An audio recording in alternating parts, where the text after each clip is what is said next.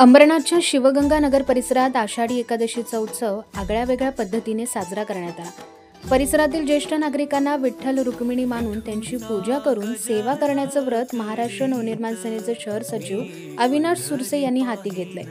सुरसे यांच्या माध्यमातून गेल्या 8 वर्षांपासून हा उपक्रम राबवला जातोय। आषाढी एकादशीच्या दिवशी अविनाश सुरसे यांनी परिसरातील 351 ज्येष्ठ नागरिकांची मनोभावे पूजा करून त्यांना आषाढीच्या शुभेच्छा दिल्या। सोबतच नागरिकांना भेटवस्तूच्या स्वरूपात छत्री देण्यात आली। यावेळी परिसरातील नागरिक मोठ्या संख्येने उपस्थित होते। या कार्यक्रमाला शिवाजीनगर पोलीस स्टेशनचे वरिष्ठ पोलीस निरीक्षक रमेश पाटील, मनसे उपजिल्हाध्यक्ष शैलेश शिर्के, शहराध्यक्ष कुणाल भोईर यांच्यासह अनेक मान्यवरांनी उपस्थिती लावली होती।